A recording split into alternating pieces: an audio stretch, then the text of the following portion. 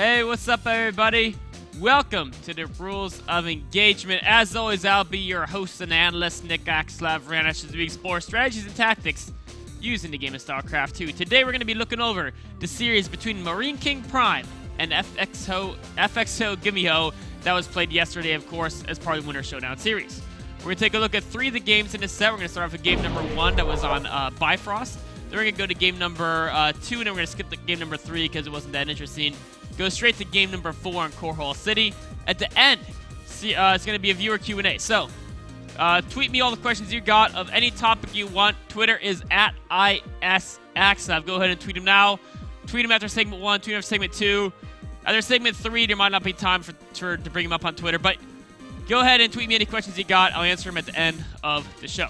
Let's jump into game number 1, though, on Neo Bifrost, Marineking versus Gumiho. A couple cool things about this game. Was a very crazy game, a very base trade-ish game.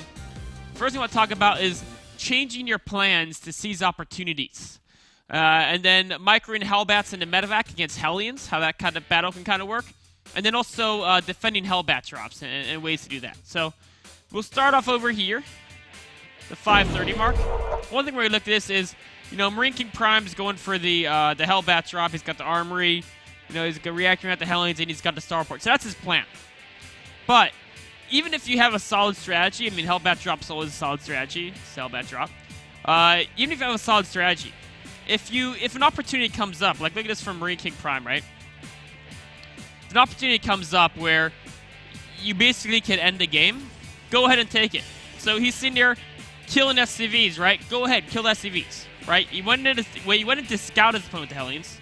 He found out his opponent had nothing to defend 2 Hellions, and then he leaves. Right? And why is he leaving?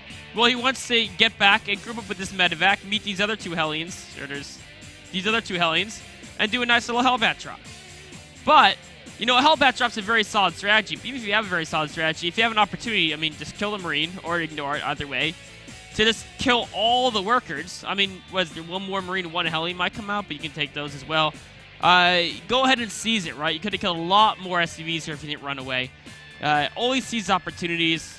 Sun Tzu says, you know, opportunities multiply as they're seized, right? You seize this opportunity, more will come to you later in the game as well. So, or just from seizing that, your opponent will be weaker, it'll take more risks, you'll have more opportunities, it multiplies. So, yeah, even if you have a really solid plan, Hellbat drop's good. If you have an opportunity, go ahead and take it. Of course, you know, there's Reaper annoying him, and that might have been why, but you gotta seize those opportunities every chance you have. So, he's gonna do the Hellbat drop. Next thing we're going to talk about is when you're going for this Hellbat drop, right?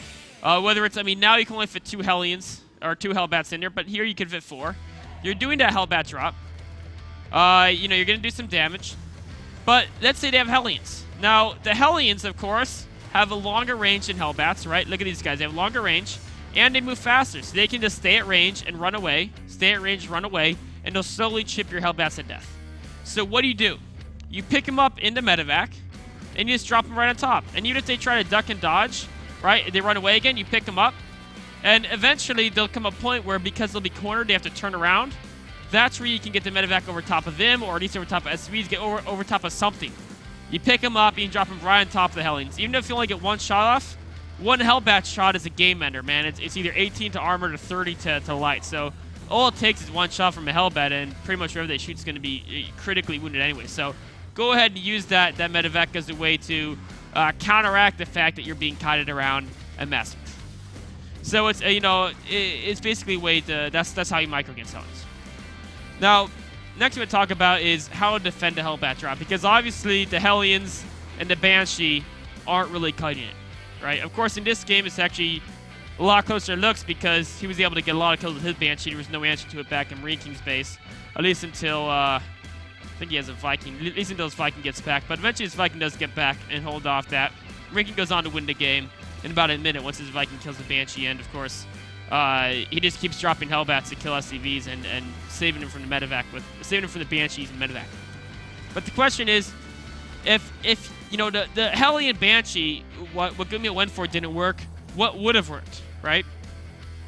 Well, let's jump back in the game just a little bit and take a look at what Gumiho saw. So at the 5-minute mark, Gumiho, you know, his Reaper's coming in here.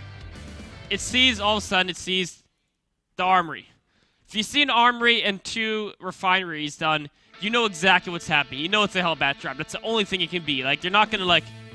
I mean, it's not gonna be some weird door rush. I mean, it could be, but if you, especially as soon as you see the first 2 Hellions, you know it's not door rush. It's going to be that. In fact, as soon as he actually sees this, he knows what's going on. It's going to be the Hellbat drop. So at this moment in time, you know it's a Hellbat drop. I still like getting this first Banshee, because the first Banshee goes and you can do a lot of damage if they're not quite ready for it. Especially if their starport's proxied, like Marine King's was. But what I really like to see is I'd like to see Widow Mines instead of Hellions, because we saw that while Hellions, in theory, can kite around and do some great damage, you know, they just pick them up in the medevac, and even if you can keep avoiding the medevac with the Hellions, your SCVs can't. They can just drop on SCVs, do damage that way. So I don't think Hellions are a great response to Hellbats. Maybe in large numbers in open field, but not in this early drop micro type of battle. I want to see Widow Mines being built from the factory, and the starport, right? The starport, after this Banshee gets built, it should build a Viking, right? Right now, we can see here there's actually going to be a second Banshee gets built. Ideally, you want to build a Viking, because second Banshee sure can shoot Hellbats, but you got to kill the medevac before you can really approach counter the Hellbats. So prioritize kill that medevac, get a Viking after that first Banshee to defend against Hellbat drop. Now, the Widow Mines are tricky because, of course, they can kill some of your SCVs if they're not placed quite right. But you know what? Would you rather damage and hurt a couple of your SCVs, but kill the Hellbats, or lose all your SCVs to the Hellbats? You know, it's better to get the Widow Mines, maybe a little bit of friendly fire, but you're all going to die anyway, so why not? But as is, you know, we can see he cranks out the second Banshee, he cranks out the Hellions, and of course with the medevac micro, it just tears it all to pieces. And there's no response to that. So I'd much rather have a couple Widow Mines. You can run the SCVs around the Widow Mines, the Viking can knock out the medevac. Once the medevac's down, then you're going to start moving the Widow Mines to cut off Hellbats from accessing your SCVs. Anyways, that wraps up game number 1. Marine King Prime took it because he got that Viking out, and his opponent didn't. Take a short break and be right on to game number 2.